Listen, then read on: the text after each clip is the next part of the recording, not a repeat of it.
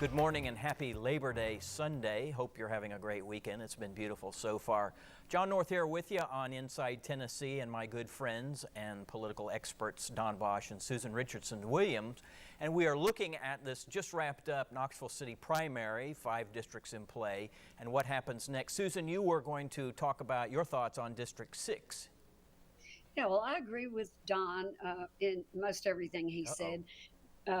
This is, don't everybody faint.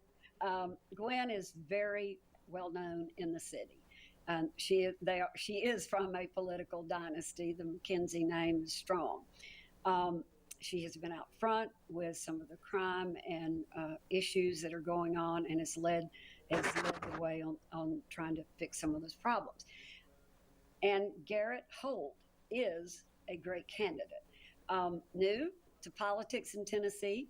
He's young. He is conservative. He was backed by the Scruffy City PAC for sure. And I think when the election goes citywide, Garrett is going to surprise some people. I'm not saying he will beat Gwen, but I think he will get a substantial vote in this. And if he doesn't win this one, I think you will see him on the ballot in the future.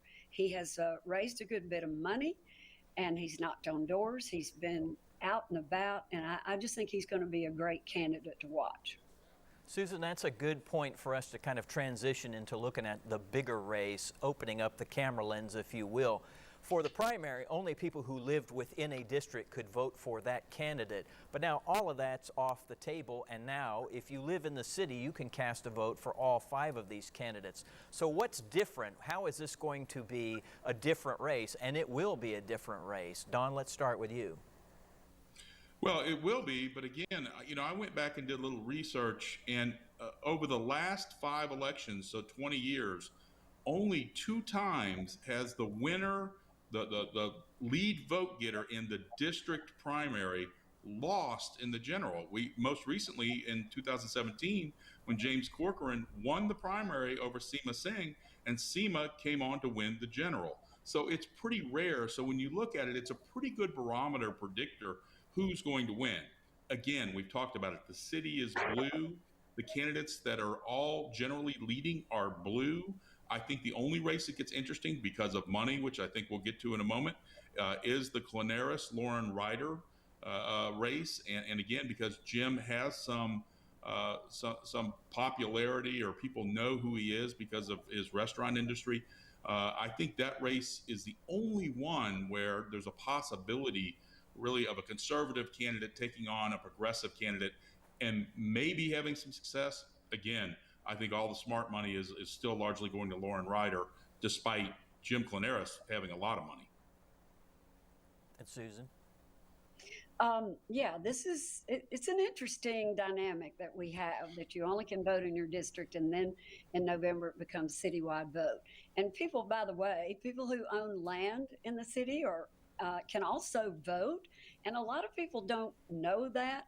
So if you are a landowner or a business owner in the city, you should register to vote and be engaged in these elections. I think that the incumbents in this race got 55% to 35% of the Republican-backed candidates. So clearly there is an advantage. And as Don said, Donald Trump only won 10 of the 46 precincts in the city. There's no question it's become very blue, very Democratic and progressive. Again, as I said earlier, Republican Party has taken note of this and has concerns about it, and they have decided to focus on it.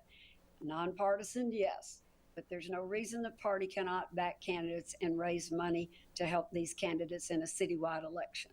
So check me. What I'm hearing both of you say is, while it's possible that the Republican or conservative forces might try to marshal forces to go after races, they don't have enough votes essentially to sort of overcome the greater dominance of the Democratic presence. Is that correct? I agree. I think they should just stay out in the county and play out there, because they're not going to have much luck in the city right now. Well, you never know. You just don't ever know. There's often national things. One of the things I always tell candidates when I talk to them, sometimes there are issues that happen that you can't control. And when that happens, you're either at the mercy or you're going to win when you didn't think you could. And there are a lot of national issues going on right now with the Democrat Party.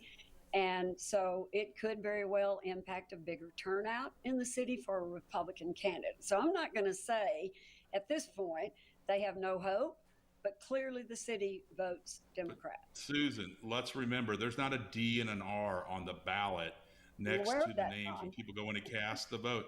We're pretty inside baseball when it comes to politics, but the average voter probably doesn't know what party most of these people affiliate with. Well, I think the Republican Party in the city have decided they're going to make that known this time. So we've got about 30 seconds before we're going to our third break, and I'm curious about money and whether you think it can really make a difference here. And if we have certainly seen the money that's been raised and spent and what the candidates are sitting on, especially in District 4, significant. Yes. What do you think? Well, money does make a difference. There's no question about that. We know you can buy television advertising, radio, send mailers, put up billboards if you want to. That 4th district, Jim Clanaris actually has more on hand than does Lauren Ryder. And that could make a difference. And in the 6th, Garrett Holt has more money on hand than does Gwen McKenzie. So, we'll see what happens come November. Citywide races, you got to knock on doors, and you got to knock on every door twice. I don't care what you buy on TV, what sign you put in the yard, what billboard you buy. It's about voter interaction. You've got to get out there and work the streets. Local, local, local, astute observations. Okay, we're taking another break. We are coming back. It's our last bit of time with you, so please don't go away. You're watching Inside Tennessee.